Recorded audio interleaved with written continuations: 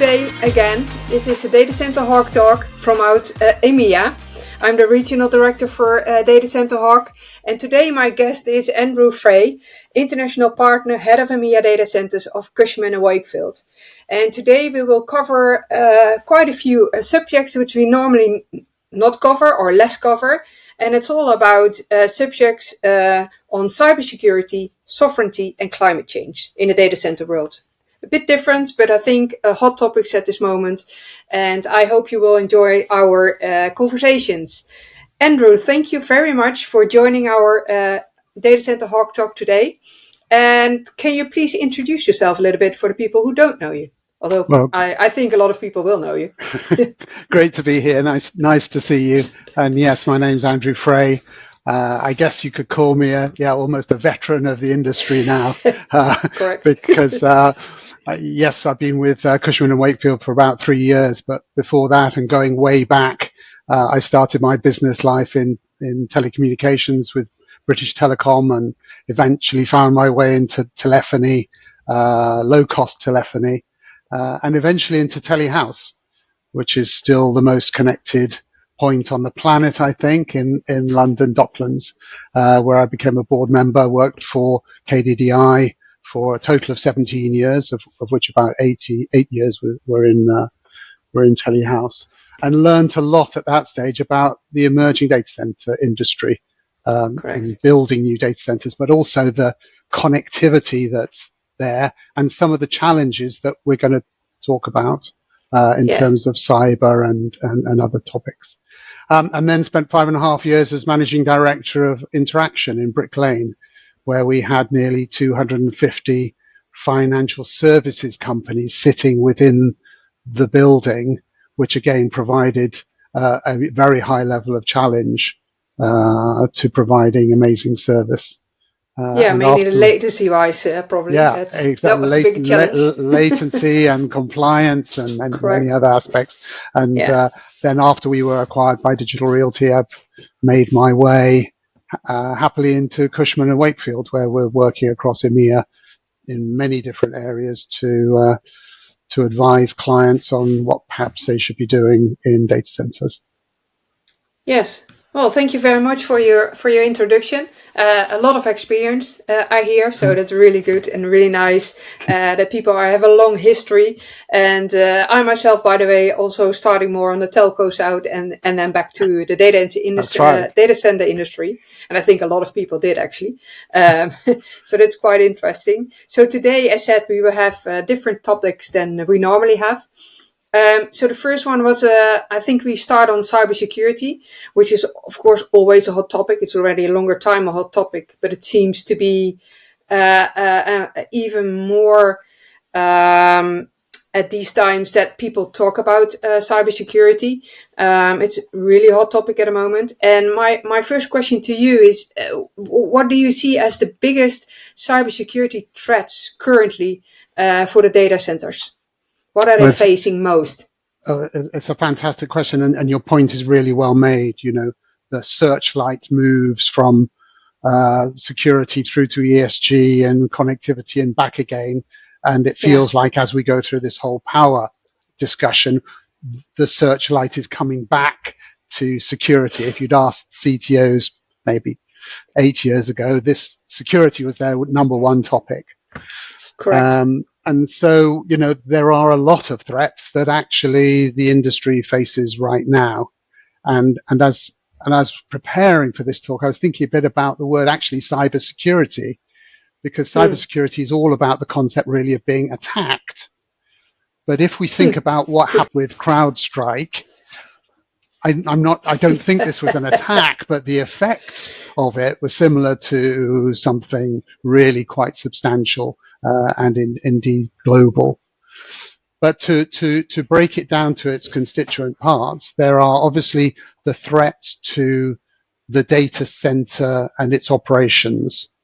So whether and that could be what any enterprise would face. So malware, denial of service attacks, ransomware. I've worked in organizations before where you wake up one morning and you find you can't open PowerPoint. So there are those sort of endemic challenges. But I think, particularly in reference to data centers, if you're operating and running a data center, what has historically been a big threat has been the possibility of effectively hacking into your system. There was the very famous Target example years ago where the route into your core system was through the air conditioning system. Oh, okay. So there are, and because historically quite a lot of the hardware is of an age, there's always been some vulnerability into the overall network and systems of data centers. Yeah, correct. A second major threat, I think, is when you consider the actors who may operate against you. And I think, there are clearly threat at state level. So bad actors at state level who would like to either disrupt or intercept data. Mm-hmm. There are cause-related interruptions where someone would like to stop the procedure of the data processing, the operation perhaps of the data center. And then obviously there is criminal activity. And each of these different actors may try to attack the data center in a different way. And I remember one law enforcement agency once told me that, if you didn't know that you had some of these actors present on site, you obviously weren't doing your job well enough. Okay. So that was one thing. And then the other thing that I think is fascinating about the data center sector is a lot of people have been talking about supply chain risk, the downstream from your data center. But actually in a data center capacity, because they're all connected, very often it's your customers who present the biggest potential risk because they are bringing data into your data center. So the connected networks, whether those are internet-based or telecommunications-based or now social media or coming right now AI, these are introducing risk into your data center and you're reliant upon their controls to try and manage and mitigate that. Yeah, that's good. The last one is really an interesting one because more and more IoT supplies will be inside your data centers. So applications running into your data center. So there's a big threat against that indeed. But do you think that the providers are even able to protect themselves against it? Or because that seems like very difficult because you're always relying on your customer, which is the biggest threat. Yes, I think, in the first few levels that I talked about, data centers do really pretty well. They've been aware of security and compliance for many years. And I think they built up internal controls to manage networks. And actually, since some of these incidents manage the hardware, the M&E equipment that sits wrapped around the data center, and also the environmental controls that go with that. I think in addition to that, there are a whole number of traditional standards that the industry uses to protect themselves and audit what they do. And those are very often shared with the clients and the connected networks. So I'm thinking particularly of ISO 27001, which is the information security management standard. I'm thinking of ISO 27002, which covers internet and cybersecurity and others. So I think, if you break down your controls into people, processes, and technology, I think on a people side, there's always more work to be done there because there's always risk of a bad actor within your organization, but vetting is probably well covered. Process, again, checking things, checking patching, making all the necessary IT checks over what you're doing. And then in terms of technology, I think networks are becoming more and more intelligent. Again, maybe there are threats to that as the technology almost becomes more intelligent than the traditional build. So that is a real and present threat. But in terms of monitoring traffic, using various forms of sniffing technology to look for unusual patterns and see what's going on, I think that has got better over time. And I think most data center operators would say they have it quite well managed. Yeah, but then still you are relying on your customers, of course, as you said, with all the ISO certification as well. But is that not too difficult that you want to have every customer, if you're like an edge or a co-location provider, you want to have all the customers in your data center. And then you ask them to be ISO certified as well. But that's quite difficult because not all of them are able to do it due to lack of people or trained people. Do you see any movement on that one or? Yeah, I think it's a really fair point. It's a very fair point that, not all connected entities are equal. Some, as you know, are very, very well supported and very well funded to do this sort of work. But yes, some of the smaller or startup players will have an issue there. I think it's also fair to say that there isn't perhaps enough visibility of transparency across all the data centers in a particular jurisdiction, in the sense that the tradition of data centers was towards a sort of carrier hotel. You provide the space, power, cooling, and maybe fiber into a meet me room. And then you would say to them, there you go, there's your key, off you go. And so you would have a whole number of clients sitting in the same data center, probably interconnected, but not necessarily declaring what they're doing and why. And that you may well have another data center, a competitor just down the road, of which you have very little knowledge or visibility of what they're doing and who their clients are. So again, historically, we have seen some bad actors present in a data center who have been there sort of undeclared, who have eventually been discovered. That is correct. And then how do you do that then if you have how do you ensure data security if you have multi-tenant data centers, even within several countries and not only in one country? How do you look at that? Because that is quite difficult, I see.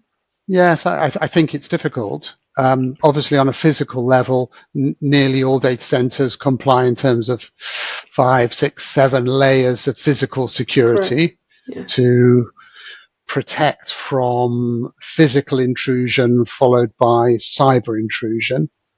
And I think a lot of data centers follow that one. And indeed, the bigger networks or the bigger corporations try and make sure that that's really consistent across their whole estate, and therefore they can provide that sort of consistency and reliability. And I think a lot of them would, do stand by that, but it really isn't easy because very often one client or customer or tenant may have a number of subtenants. Exactly. Who are also doing their own thing, and maybe a sub of a sub, some of which are, really physical, and then others who are virtual.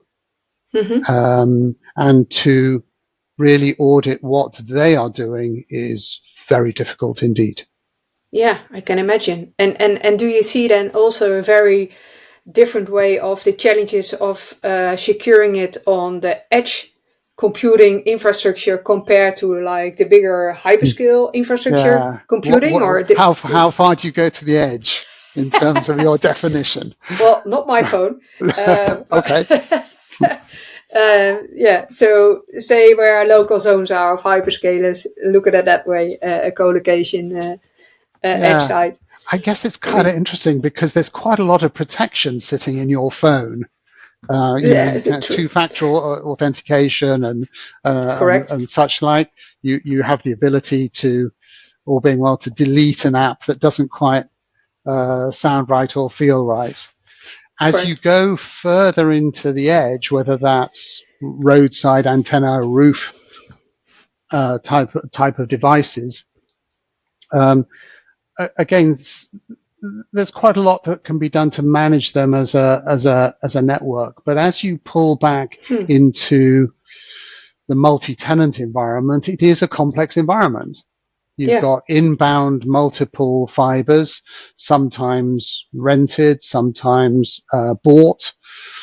I guess your main point of connection is in meet me rooms within your data center, where as a data center operator, you do have some control. You can disconnect someone, you can effectively remove them from site, and potentially if you found something that wasn't right, or that through other investigation you found that wasn't right, then you could take some action to do so. That is true. I would also say that then within your data center, a lot of them cross-connect. And, 10, 14, 15% very often of revenue of the highly connected carrier neutral data centers are in those cross-connects, which apart from putting them through the meet me room are not monitored. They are not controlled. That is true. That is true. Yeah, it is still a very difficult topic, I think, to really deep dive in to see any solutions and make it easy, because we still have all those criminals, and they are also very intelligent and finding other ways to secure even your customers, but yourself as well, the systems. And do you think that even criminal activity will be more easier with AI coming online more and using AI to do criminal acts? I think that's, at least to begin with, inevitable. Yeah. I think there are a number of different issues. One, which is possibly the nature of criminality will extend and change. I think there's already, the issue of deep fake in the system. So the ability to spoof someone, pretend to be someone, present information which is fake news, that's already in play. But I don't think we know the possible extent of this in the future and how that may well impact on data centers and their operations. But no, that's correct. One thing I would say, though, this is an observation which I've been thinking about for quite some time, is that most data center operators, particularly the multi-tenant ones, do not know what data is inside their center. They may know the names of their clients, but they may not, as I say, know some of the subtenants. But pretty certainly the nature of the data that's housed and processed and transmitted is probably not known unless that client chooses to reveal it. And so one of the ways in which one might consider the criticality of certain data centers and the purpose of what they do, their purpose, meaning and value to society, might be in some confidential way for those customers to actually say what they're doing. And therefore, you may be able to balance the criticality of a data center, which might be just storing old invoices, right the way through to a platform that is actually transacting highly sensitive data or dealing with highly sensitive content. That is correct. So on it, highly sensitive, you said. So I think that's a good step to our sovereignty issue, which we all have and is growing, it looks like. For sure. So how can we as data center provider manage our data sovereignty issues? especially when you have cross-border data flows. If it's only locally and it's all locally, we all know we can handle that. But how can we do that when we cross-border? Well, it's the data flows. It's pretty fascinating already that the best way that the industry is managing it is go and put a data center somewhere else. I mean, let's put a data center in all the countries where we're concerned about data sovereignty. Correct. And if we do that, but it's a real issue. It is a very big real issue. I remember years back going to Kenya and finding a lot of the Kenyan data in a particular vertical was actually being stored and managed out of Frankfurt. So, there's an issue there. Most countries would now like to feel they have control over their data and that their citizens would like to know, and their industry would like to know that data is protected. So I think the first step is go regional, go in country, build that up initially. But that's difficult because you also said that you don't know what kind of data is in your data center, isn't it? Yes. So you give them the feeling that it's okay. But is that indeed the case? Yeah, I think in a multi-tenant environment, it's particularly difficult. I think if you're in more a managed service or cloud environment, you may have better visibility of where those workloads are held and exactly what they're doing. Correct. Yeah. And then I think sort of stepping back from it, the bigger issue or the wider issue is about data protection, I guess. And in a sense, this region from an EMEA point of view within Europe is largely protected by GDPR. Correct.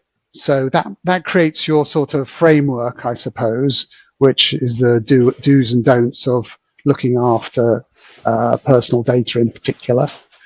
There is also the issue of transmission of that data to other parts of the world. And I'm thinking particularly of the UK-US Privacy Shield, which was challenged, I think, in 2020 under a thing called Schrems 2. So there is a sort of there's a regulatory framework which people should comply with. Yeah, quite difficult because every country has national data protection law, so everywhere it's different. Exactly. Yes. So I think each country has its own data protection law, as you rightly say, and they have sanction.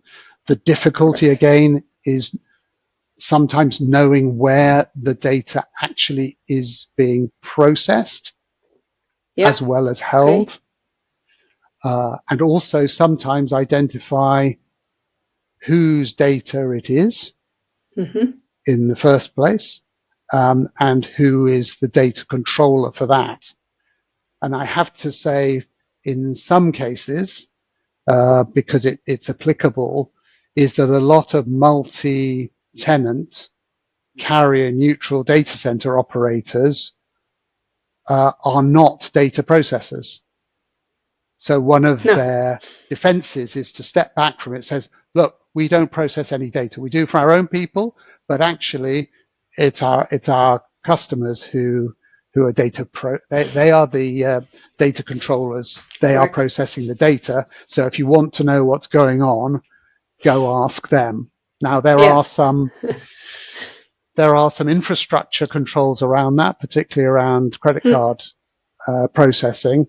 And PCI DSS in particular, which puts some obligation on the infrastructure to help manage those transactions. But yes, from an overall point of view, you're relying on overall regulation, but you may not have visibility. Correct. You may not have visibility of where the flows are going, point A, point B, but maybe point C, point D in the middle. And who has ultimate control over that data, particularly as we move now into a more composite data world. So as an example. What do you mean by that? Well, I mean, for example, a webinar that's being run where it's possible that the content can be composite in terms of contributors to it, data. If we were doing a lot of presentation work, there might be some inserts in terms of data sources, or we might be going to a third jurisdiction, for example, to bring them in. Then who owns the data? Who's in control of the data? And how can you be sure that I'm me today and not an avatar? That's true. That I don't know. No, that's absolutely true. So it's if you look at it, there's so many issues you can have on this or difficulties. Yeah. I mean, you have different nationalities, and then you have the global providers. They need global connectivity. They need requirements for local data sovereignty. So it's quite a puzzle, isn't it? I mean, Yes. What to do and how much you can influence as a data center provider. For sure, and there are also there's a paradox or a conflict here, which I know a lot of authorities are very aware of, which is between freedom of information and data protection. So Yeah, on one hand, you would like an open system in which people have some freedom of speech, set against that freedom of speech then potentially being subject to an information breach and therefore broken.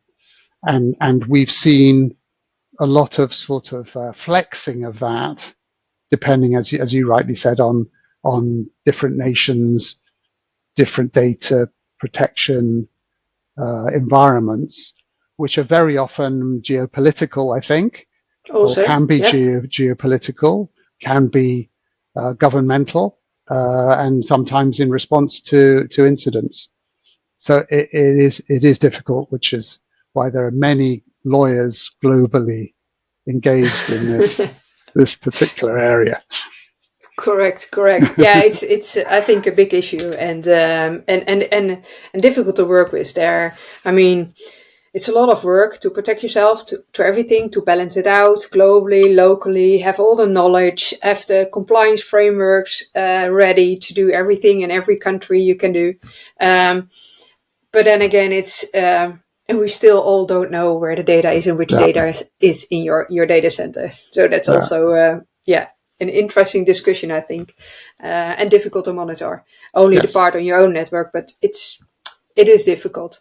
Yes, and but also, I think over time we have seen a few, sanctions come into play. So I think one of the good things about GDPR was always that you might face a sanction up to 4% of your total global revenue. Correct. But it's a little bit, how can I say, it's sometimes difficult to understand that probably until the incident has happened. Yeah.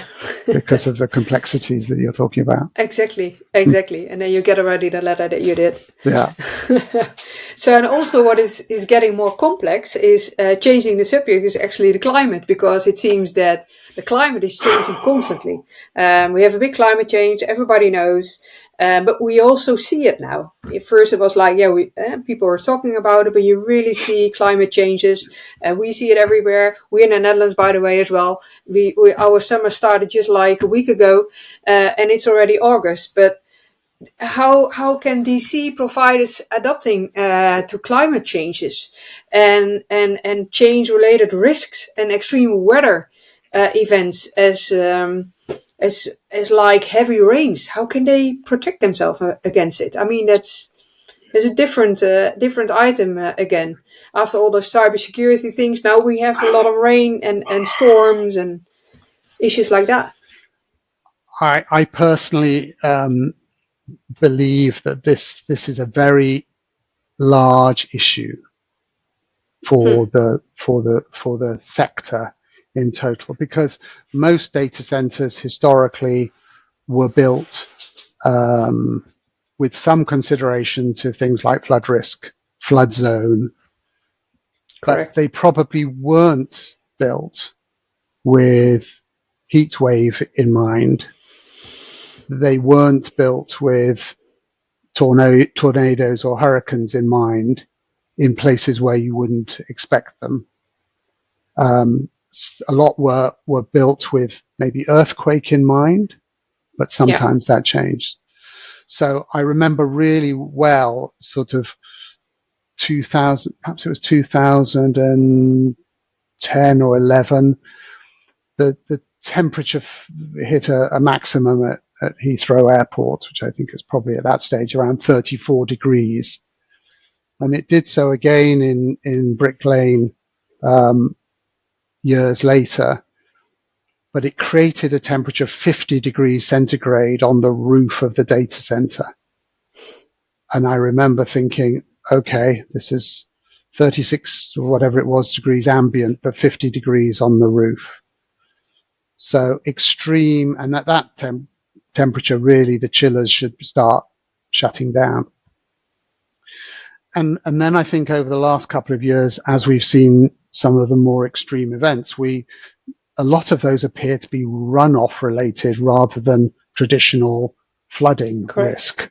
So the effect of very intense downpour in a particular location, which just creates mayhem.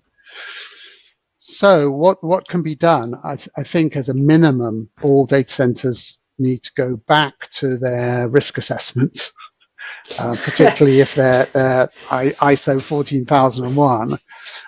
We've already seen the hyperscalers start to look at 1,000-year assessments on flood risk, as opposed to 100. But I think there's a lot of work still to be done in this area because these events are not predictable. No, exactly. So it's very difficult for them even to prepare the climate changes and prepare to be ready for it, or at least move to regions where you think it will be still okay in balance or sort of in balance. I mean, it is difficult even if you have models like 1,000 years. Can you really prepare, or is it also a part of let's see what will happen? It looks like great now, but you never know in 15 years. Well, I guess one thought is about building resilience. I think the hyperscalers have become very adept in building their availability zones. Although for some incidents, that might be a bit too close for comfort. If there was really a wide area disruption to a particular area, for example, just pick one, North Virginia or Slough, or even the Gallus area or Frankfurt. So, but the normal way to manage data, if it's under risk, is distributed architecture. So we could imagine, and as has already happened actually for perhaps slightly different reasons in terms of renewables, flex to the Nordics in terms of availability of renewables, but also geographical migration. Migration within the primary markets of UK, Germany, France and Amsterdam, away from the flap and the flap D, Frankfurt, London, Amsterdam, Paris and Dublin. And then some movement again towards the Mediterranean corridor, particularly Madrid, Marseille, Milan, to provide that distributed architecture. But it's clear that some data center operators may have to think about a lot more robust physical controls actually on site. And I'm not saying build data centers on stilts, but what I am saying is have a look, and as part of the risk assessment, do that based on what could be extreme rather than high risk. Correct. And then, I mean, it's blows, it's floodings, and we see more and more, and the heat. I mean, it's getting warmer everywhere. So both are quite interesting to see what will happen. I mean, in the heat as well. Do you think there need to be a lot of innovation on how to build data centers as well because of the heat? Because it's getting warmer and warmer. And even people go to the Middle East where it's 40, 50 degrees. I mean, that's quite interesting as well. Yes, I think that's particularly on the extreme heat. I think that's, how can I say it? I won't say fully sold for yet, but looking at the growth of the data center market in the Middle East, particularly in the Emirates and Saudi Arabia, it's something that can be solved for. And it's one of those things that can be managed with different solutions. Correct. But floodings you can manage it. You can't. There's no way very, to. Very difficult. Yes. Yeah. Hurricane, I think, very, very difficult to manage, and also the wider issue, which I think state bodies have always been aware of. I don't know how well they would manage it in a data center, but in the event of a major incident, major lockdown in a particular area with an incident, not just the impact on the data center itself, but also on the ability to supply that data center. I remember during the, was it Sandra in New York? The flooding, correct. that happened in Manhattan. I remember there was no impact on the data center that we had there, but no diesel could be delivered to downtown Manhattan. So that eventually required major intervention to make that happen. Yeah. So all the normal things around a disaster, do you have, can you get people on site? Will they have provisions?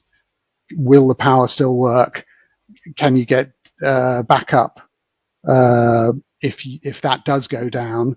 Yeah, all those things are in play. And actually, during COVID, a lot of that was sort of rehearsed because a lot of access to data centers was initially denied, and a lot of that practice work had to be done. Absolutely. Yeah. So is there, as a last question, is there a specific topic in the data center world we really need to follow, what you think would be extremely interesting for the coming 1 or 2 years? I can't see it that far away, so. Oh gosh, there are probably many. I know, you're only allowed to say one. One? Oh, that's really unfair. Okay, sorry, well, two. Okay, I give you two.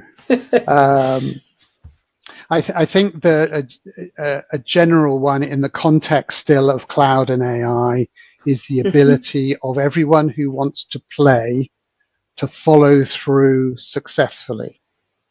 So that's the first one, by which I mean the capability, confidence, competence, capital to follow through and take a piece of highly powered land and turn it into a highly profit-making AI campus hub thing. So that'd be the first one, which is taking all this pipeline and as a boss of mine used to say, make it happen. So that would be the first one. And then I think, and part of that is also making the whole power story happen.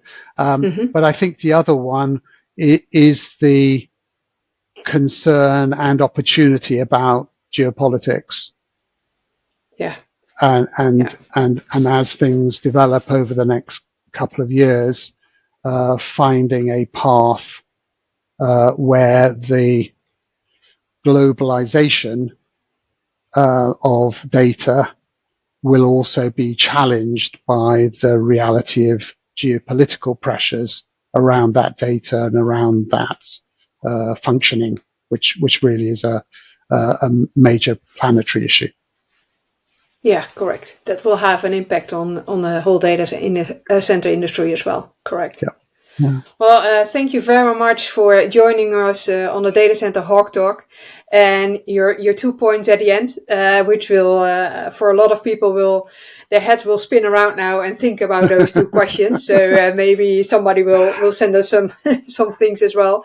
But thank you very much, and I hope to see you again in a few years' times to see what has happened over the last past years in the Data Center Hawk Talk. Thank you very much, Andrew. Great to see you. Thank you so much for your time. I've really enjoyed No our problem. chat. All the best. Good. Bye-bye. Thank you. Bye-bye.